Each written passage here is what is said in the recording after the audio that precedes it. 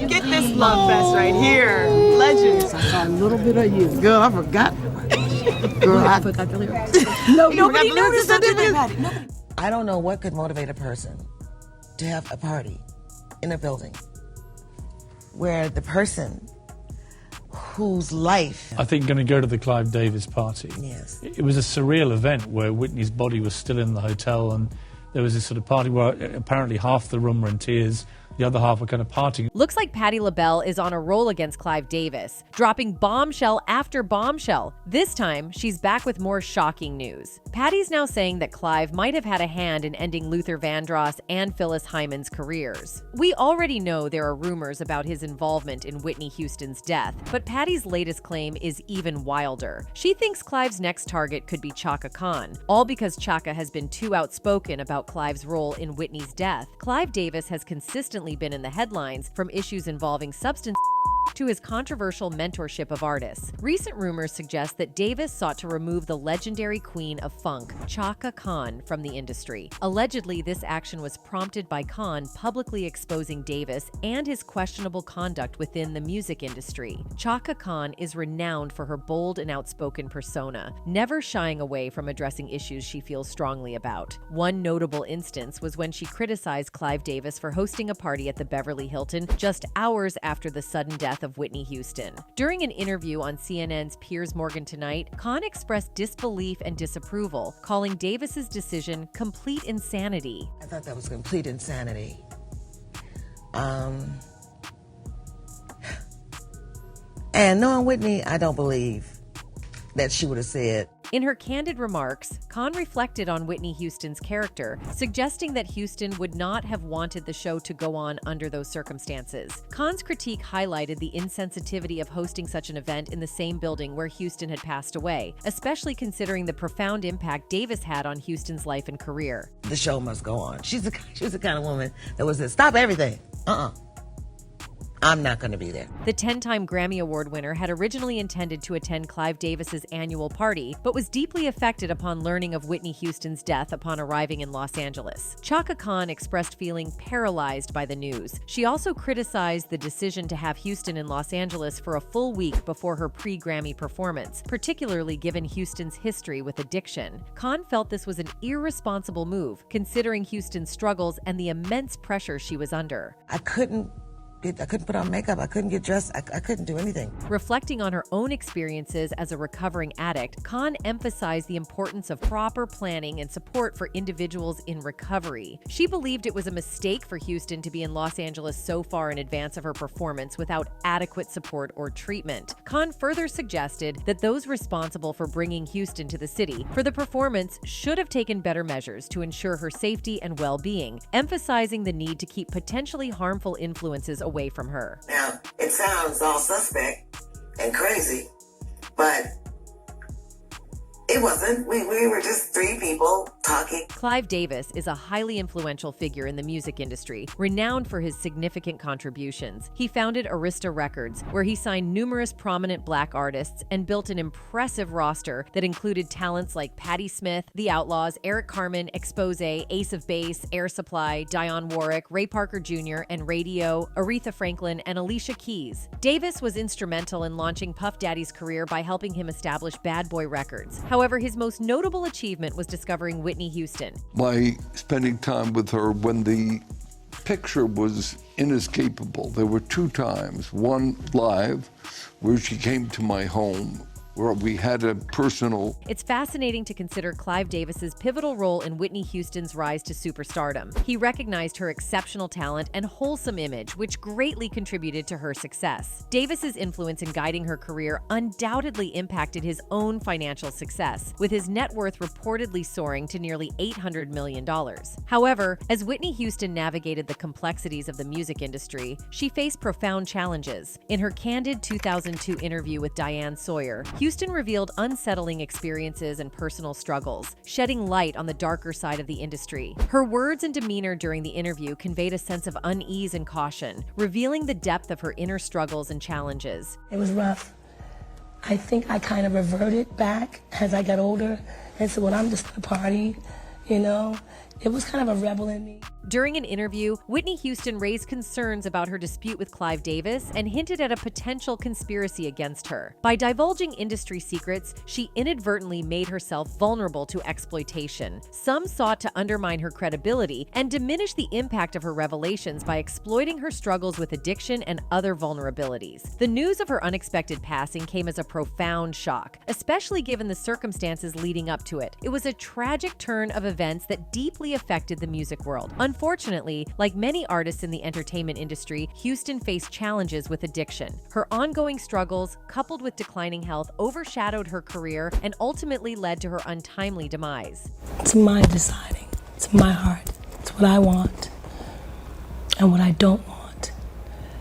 Nobody makes me do anything I don't want to do. The tragic events unfolded on February 11, 2012, the day before the Grammy Awards. On that day, Whitney Houston, accompanied by her family and friends, checked into the Beverly Hilton Hotel in Los Angeles, where many music industry figures had gathered for the Grammys. It was a tradition for Clive Davis, Houston's mentor, to host a pre-Grammy party. As preparations for the evening's festivities were underway, Whitney Houston's assistant, Mary Jones, briefly left the room after arranging Houston's dress on the bed. Upon her return, Jones discovered Houston unconscious and face down in a water-filled bathtub. Despite efforts to revive her, Houston was tragically pronounced dead at 3:55 p.m. at the scene, marking a sorrowful moment for the music world. Good morning, George. It happened here at 3:43 yesterday afternoon when a member of Houston's entourage located her body inside this hotel.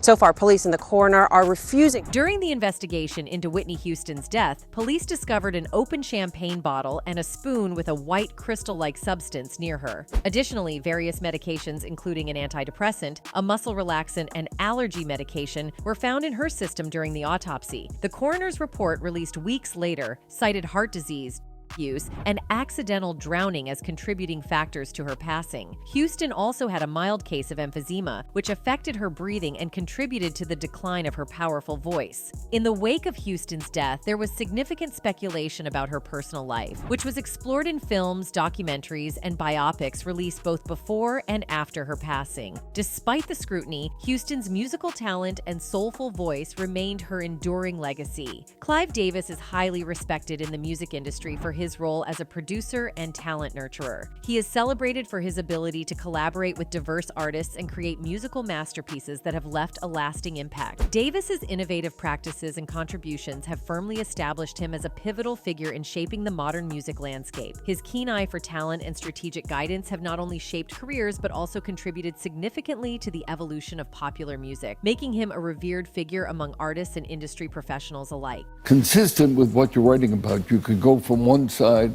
of the stage to the other. However, there is another perspective on Clive Davis that casts him in a more complex and controversial light. Some voices suggest a darker side to his persona, painting a nuanced and contrasting picture. Critics describe him as one of the music industry's early gay gatekeepers, allegedly exerting influence through and calculated actions. These claims portray him as a strategic operator who works behind the scenes, orchestrating moves that go beyond public view, depicting him as a cold-blooded manipulator.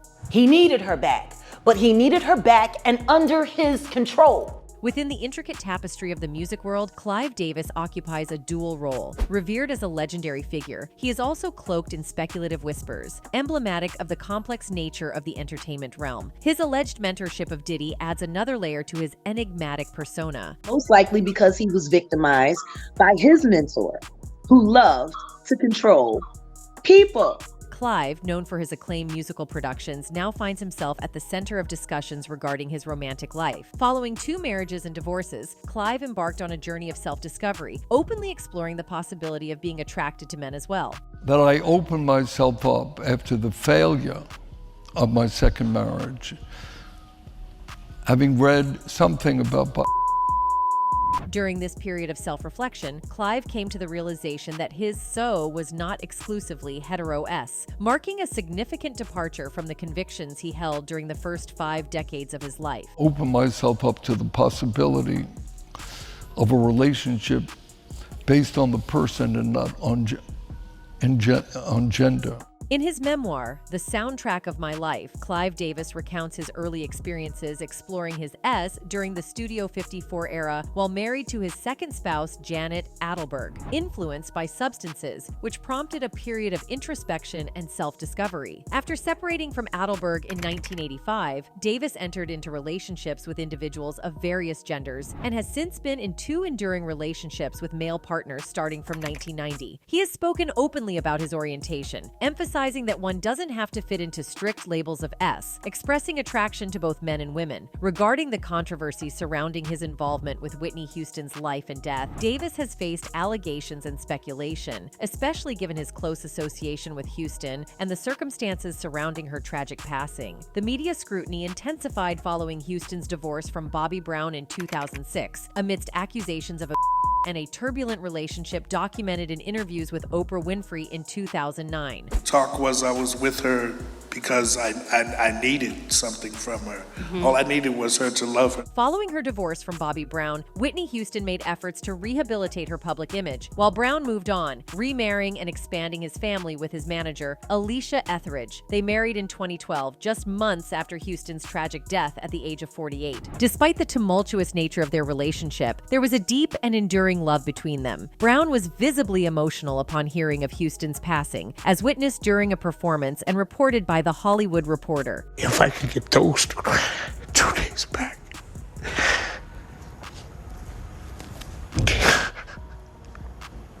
Contrary to common belief, Whitney Houston's struggles with substance were not solely attributed to her relationship with Bobby Brown. Robin Crawford, Houston's close friend and confidant, revealed that signs of problematic D use were evident in Houston before she met Brown. In an NBC interview promoting her book, A Song for You, My Life with Whitney Houston, Crawford disclosed details about Houston's history of D use. Crawford, who was also reportedly Houston's lover, recounted how she would caution Houston against D use, reminding her that it was not conducive to their goals. Despite Crawford's warning, Houston continued to struggle with stopping her D use. Crawford and Houston first met as teenagers in 1980 and had an intimate relationship that later evolved into a deep friendship. Despite ending their romantic involvement in 1983 due to concerns about Houston's career, Crawford remained a significant figure in Houston's life, serving as her personal assistant, roommate, and even maid of honor at Houston's wedding to Bobby Brown in 1992. Crawford's book clarifies that Houston had engaged in D use before her relationship with Brown began. This challenges the public perception that Brown introduced Houston to D. Crawford, acknowledged that while Houston was not consistently using D, there were occasions when she would partake, sometimes excessively. Whitney Houston tragically passed away in 2012, with D use listed as a contributing factor in her death. D paraphernalia was found at the scene, highlighting the ongoing struggle that Houston faced with substance abuse throughout her life. I didn't get into really heavy until I met Whitney, but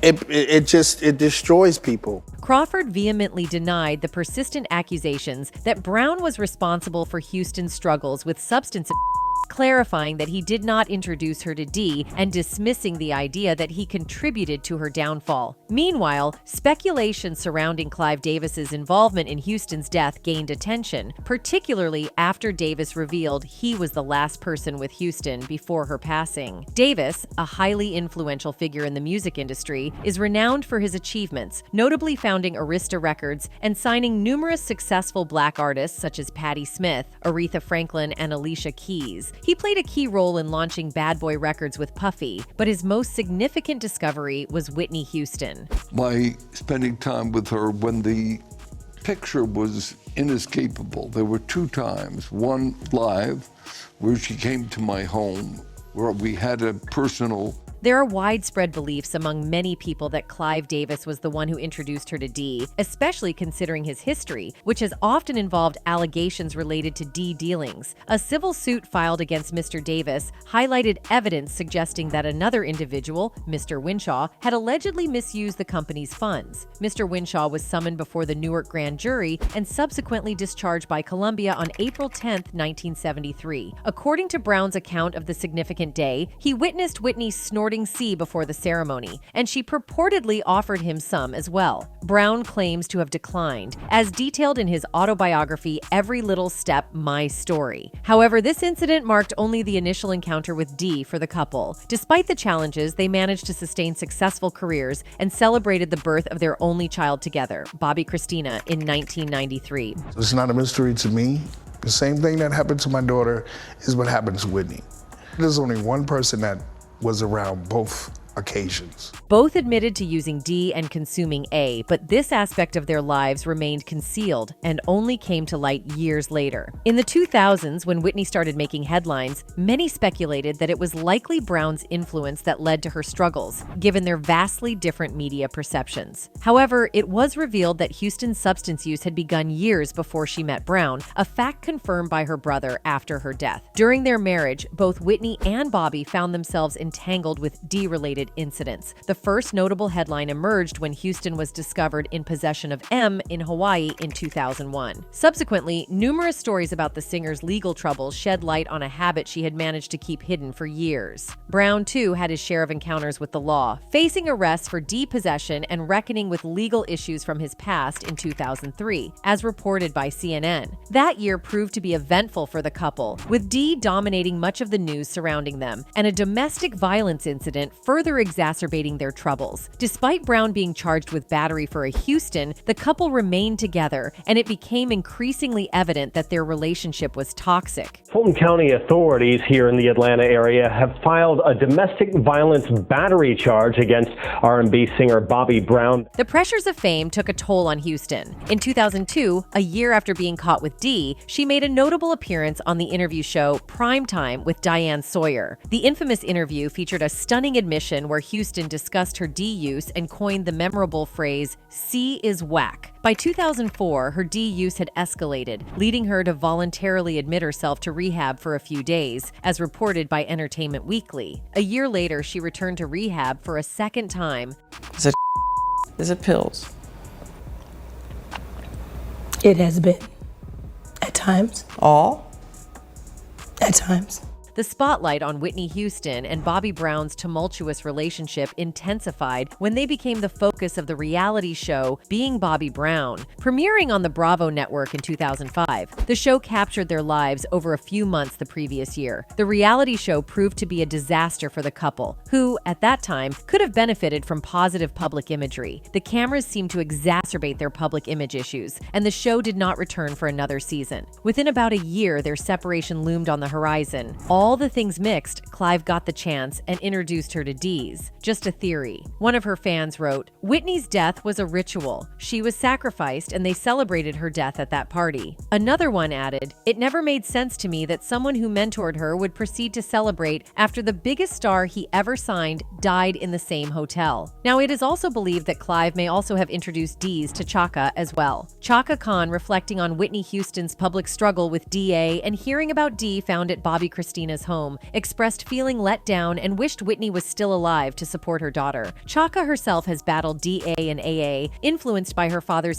use. She nearly died after mixing sleeping pills with C and struggled with AA until the early 2000s. After an injury, she became dependent on painkillers but has been committed to staying clean since the middle of 2013. Chaka refers to herself as an ex-addict, acknowledging that while D once enhanced her experiences, life changes have shifted her perspective. She said, "I call myself an ex-addict. For years I was having fun, and it all made fun more fun for me. But life changes." Chaka Khan and her sister both also entered a D rehabilitation program to address their addictions to prescription. D. Khan disclosed that the deaths of her close friends like Whitney Houston and Prince played a significant role in motivating her to seek help. She revealed that she was struggling with an addiction to the same medication that contributed to Prince's death. Prince passed away on April 21st, with an autopsy revealing that he died from an overdose of a potent opioid painkiller. Khan's acknowledgement of her addiction and her decision to seek treatment underscores the serious impact of substance abuse within the music industry and highlights the importance of seeking help to combat addiction. "Unfortunately, I will miss concert appearances over the summer," said Khan. "However, it's vital that I put my health and well-being first. I know that I am disappointing some of my fans, but I also know they would want me to recover and be well and healthy." Khan entered an intensive rehabilitation and aftercare care program with sister Yvonne Stevens, also known as Taka Boom. Khan said the pair agreed we would take this journey together and support each other through the recovery. She continued, "The tragic death of Prince has had us both rethinking and reevaluating our lives and priorities. We knew it was time to take action to save our lives. My sister and I would like to thank everyone for their support, love, and prayers." Moreover, there was a lawsuit filed by Columbia alleged that Mr. Davis had utilized company funds to renovate his Central Park West apartment and to host an extravagant bar mitzvah reception.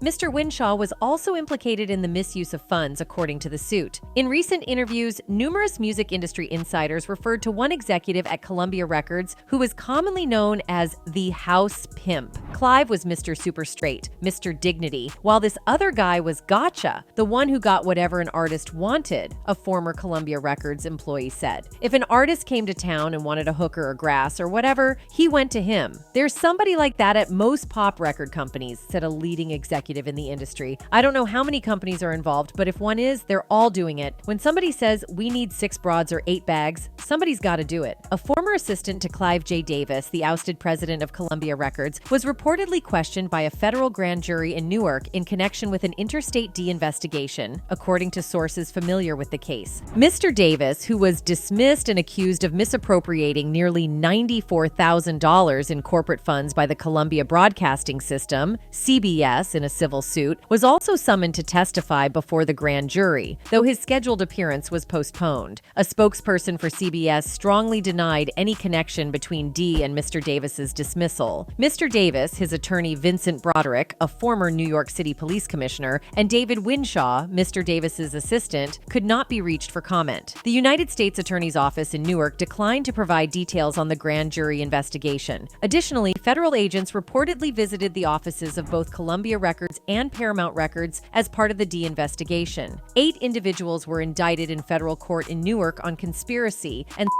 charges reportedly linked to a multi-million-dollar H-ring operating across Italy, Canada, and the United States, which also included Clive Davis. So this is how Clive has seemingly used Chaka Khan and Whitney Houston to meet his greed of fame and money. And when he met his requirements, he seemingly has just eliminated them from the scene. One person wrote, "The biggest thing they fear is being exposed for who they are. People are beginning to understand just how evil that world is." Another one added, "Chaka spoke truth right here. That whole situation was beyond weird. And with her body still in the same building, the fact that they didn't move her until the party was over has ritual written all over it. Crazy." That's it for today. See you in the next video. Until then, goodbye.